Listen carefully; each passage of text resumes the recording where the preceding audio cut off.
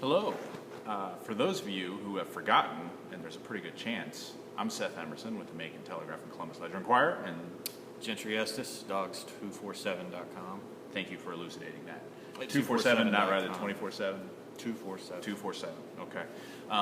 This is the Gentry and Seth show, or the Seth and Gentry show. It's been a while, Yeah, though. I think it's before the bowl. We were trying to remember the last one of these we did. Not since way back in 2013 have we done a Seth and Gentry show.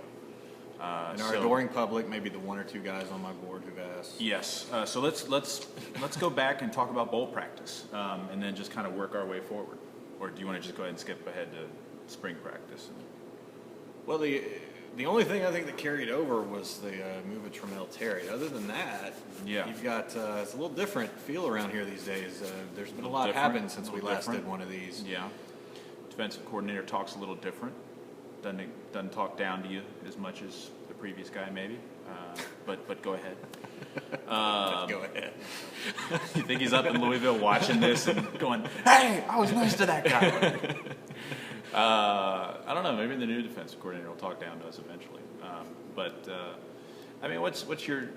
Everyone around here, Gentry's going to talk about how there's a different feeling and a clean slate and everything Jeremy Pruitt and the new defensive coaches are doing, and different feeling around here. What have you sensed, like, tangibly about that? Well, first off, I think the players are pumped up about it. When you talk to the players, they have just a totally different sense of what's going on defense, and I think part of that is just the idea of something new. Mm-hmm. You know, they're having to compete for their jobs and impress new coaches, but they all know what Jeremy Pruitt did at Florida State and Alabama. I mean, the guy's won national titles each of the last 3 seasons, so he comes in with that kind of pedigree that guys are going to respond to, and he's coming in and he's building this slowly. He's installing in a way where things aren't that complex, and he did it by design to kind of let these guys go play this year. Don't have them be thinking too much in spring. Yeah. He really wants to see who makes plays. The way, I mean, I'm going to be skeptical, and just as a rule, skeptical. Not because I don't think Jeremy Pruitt and the new coaching staff won't do a good job.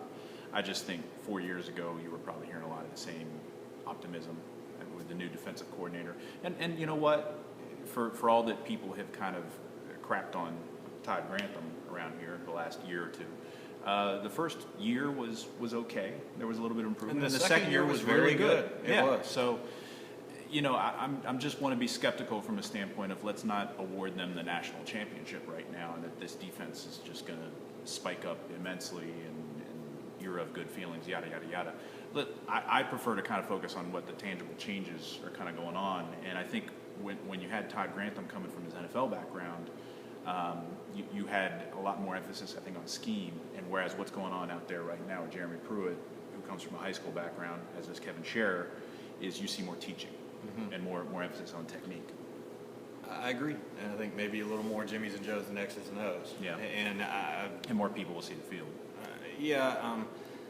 To me, it's interesting because, as a lot of you know, I covered Alabama for 3 years before I came to Georgia under Nick Saban in 07, 08, 09.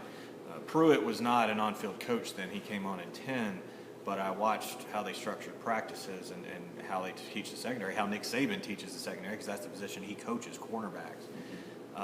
Very similar in so many ways. What Georgia's doing out there in spring, they're running first, second, third teams against each other all at the same time. You've got all this, a lot and going on. And switch it up. First and third teamers will be over there. Second teamers will be over here. Yeah, but so much. Running around. The idea is to get as many reps as possible. Yeah. Alabama does that. Yeah. A lot of how Pruitt teaches his guys the attention to detail from everyone from the top guy to the walk-on. If there's a misstep, he's going to make you do it again. He's going to get he's calling you by your first name. He makes sure to let the player understand that he knows who you are. He cares about you. He wants it done the right way. Very Nick Saban-like in how he treats it. So I think the fact that he's come up under Alabama and that scheme, they're going to be a lot like Alabama on the field. You know, Grantham kind of said that as well. Where Grantham was from the same coaching tree, but he also didn't spend as much time with Nick Saban as Jeremy Pruitt did. Right, recently. And Kevin Scherer too. Kevin Scherer was also in Alabama. I was about to say Jeremy Pruitt's formative years were under Nick Saban, and they were from a college standpoint, from a high school standpoint. No question. It was Rush Probst.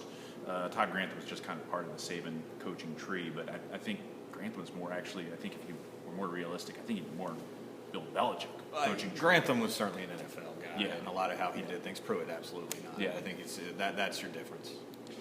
Anything on defense kind of we got on Thursday to watch a full practice, which was nice. And as far as I know, we didn't write anything that was secretive. But we did see some stuff that we're not gonna say, because that's kind of how it works. Is we get to see a practice and we don't reveal that this is the play that they're running. But anything kind of stand out to you, or what stood out to you kind of most watching the full practice Thursday? I think the defense was better. I do. I was impressed with the defense. I was especially impressed with the secondary. This is me being skeptical. This is what we were saying last spring. It is, but I'll say defense won the spring. Defense won the GD game. They did, but I thought the defense looked better. Yeah. I mean, it's you know what? I mean, I know I'm being skeptical, and I'm going to write a story that kind of gets into that about what they were saying last spring. And my emphasis is just on everyone hold your horses. But you know what? It's better than the defense just looking really, getting beat sideways. Well, and this is something you talk more about after a scrimmage on Saturday, because what always happens is the way the stats are skewed, you could either say, oh, they did a great job against the run, or they couldn't run the ball. Yeah. Depending on how you wanted to look at it, and that's kind of what happened a good bit yesterday. Well, what we both noticed, you and I watching it, was that the D-line was ahead of the O-line, which shouldn't be surprising. The D-line's got everyone back except Harrison Smith, and the O-line lost 3. And that's the seniors. thing about the defense, too, is a new coach, whatever, they were going to be better anyway. They got so many guys back that which think is the what experience is helping them, I mean, regardless of the coach. I wrote a column kind of defending the Mark Richt retaining Todd Grantham, not firing him, saying that stability is good, and I think Mark Richt was going to retain Todd Grantham. But if Todd Grantham was going to leave, I completely agree with the idea of hire a 3-4 guy. Yeah, so and the important. continuity is still important. But if you're a Georgia fan, what you're hoping is going on out there is that you've got the continuity that was important, with enough of a shake-up and some tweaks, and like I said, teaching technique rather than holding schemes. And I alluded to this earlier, and Mark Richt has alluded to this. Todd Grantham, coming from an NFL background with a smaller roster, was used to using less people. Mm-hmm. And so there was no substituting at the inside linebacker job or position, for instance, last year. Or in other spots. I think it ended up hurting them last year when they had to play a lot of new guys who hadn't played before. Whereas I think that'll change. Jeremy Pruitt and company come from high school and college backgrounds, with the exception of Tracy Rocker the last 3 years in the NFL. But I think that'll change too. Before we just move quickly to the offense, just any kind of more thoughts you wanted to spit out here on? No, I think that a lot of people, and I did a chat on my site earlier today, and a lot of people I think were worried about the offensive line and didn't have the best day on the offensive line. I mean, they didn't. But they've got time, and what they have is they're not working in guys that haven't been around. They're not going to. Right. They're not counting on any freshman that's not here yet. What could be interesting, a guy that's never played, I think, in a real game as an offensive lineman, like Greg Pike, could end up. Who knows? He was working first team on Thursday. That'll happen. They have changed things up so much in that unit we've seen this before, from spring to August. You don't necessarily know exactly how it's going to look now. But here's I'm sorry, was I interrupting? No. Okay. Well, here's my thought on the O-line. The move of John Theus, I think, is a real hopeful thing for this line, because not only just that he'll be at left tackle, but the reason they moved him there, because they saw kind of a different John Theus since the bowl game, like in mat drills and off-season workouts. They kind of feel like he kind of took his game or his energy level, his effort level to another level, and said, all right, now he's going to be a left tackle. If John Theus can continue that and live up to that 5-star lockdown offensive tackle status that he had coming in, that helps the O-line so much. You can you've got your center, you've got your left tackle protecting. Let's not even get into Hudson Mason's pocket presence and how important it would be to have that left side just locked down. Mm-hmm. That just helps the entire rest of the line so much. No doubt. And this is a group that for years now has kind of had that overachiever status. I shouldn't say underachiever, was the wrong word. Overachiever status, and the fact that they weren't highly rated recruits, a lot of them. And those 3 seniors that graduated, are any of them even going to get drafted? Yeah, and so it's a hard-working group. They really are. But what you don't have is that first-round NFL guy. And out of everyone they've got, Theus was kind of that guy. Yeah. He was supposed to be that highly rated recruit. And So I think it is important for if not him, somebody to step in at that Somebody's left got to tackle. do it because they really don't have anybody at this point that is that you're projecting forward is this guy's going to be an all-SEC guy before it's over. I mean, there's guys that could be, but right now everyone that's in the system, it's in the O-line other than John Theus is a guy that you say, well, you know, he could be like a Chris Burnett or Dallas Lee or Canary Okay, States. here's a question. Yeah, we're talking too much about the O-line. Let's. Haven't watched practice. Best 3 players on the field yesterday. You know what? I'm going to think about that while you actually, since you introduced the question. Inside Baseball, we don't really rehearse this show or talk about what we're going to talk about. So he just surprised me with that question, which was patently unfair. So you tell me your 3 Gentry. Like Todd Gurley'd have to be one of them. Like he was probably the best one on the field. Yeah, that's like watching Chicago Bulls practice in 1998 and saying, you know, that 23 looked pretty good. All right, give me a real 3. You could throw out Todd Gurley. That doesn't count. He's definitely one of the best 3 He on the doesn't field. count. Leonard Floyd. All right, that's good. Leonard Floyd on punt coverage. Leonard Floyd doing a lot. Yeah. They really didn't have him off the field at all. It looks like the defensive coaches were like, ooh, yeah, I like this. Let me play with this little it toy. was, yeah. Yeah. And, let's, Can't answer your own question. Hoisted on your own petard. Chris Conley probably.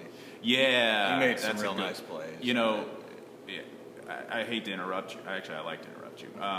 You know, Chris Conley gets so much deserved attention for the kind of person he is and for being like the future president of the United States. You sometimes forget. I was thinking this as I was watching practice and some catches he made. You sometimes forget he's a really good receiver. And he's getting better, too. Yeah. He's improved over the last few years. He can play on Sundays. He and Bennett are clearly way ahead. How are Chris Conley and Michael Bennett 3-star recruits? That's what I'd like to know. Bennett. These aren't like 5'10" guys that are just, you know, system guys. These are like legitimately big guys. In the defense of that, though, both of those 3 have made themselves better players over the years. They really have. I think they're very close to being in a good system. Complete receiver types. We're going like well over. Well, one last thing, though. Okay. We should at least hit on basketball. We should. We don't start at this point. We don't do these for basketball, so just to wrap up the season. Oh, all right. There's a lot of debate about this program. So the question I'd give you is, was this a good year or not? Oh, I think so. I mean, and not even just in the context of where they were from 1-4 and 6-6 to winning 20 games. From the beginning of the year, where they were picked, if you had told somebody they're going to win 20 games and get to the NIT, people would have said, not bad, surprising. And I think I understand the concern that people have. It's like, all right, you know, that shouldn't be the high second round loss in the NIT. You know, is that what? I think the cause for disappointment would be if this were the year, if they did that with a senior-laden group or a group where you had a guy that's clearly going to go to the NBA. Right now, it looks like they're only going to lose one player, one star. So next year's that year. Yeah, and next year, and then it depends because arguably your 2 best players, Man and Gaines, would then be seniors the year after that. So I think that's why I think this year provided hope.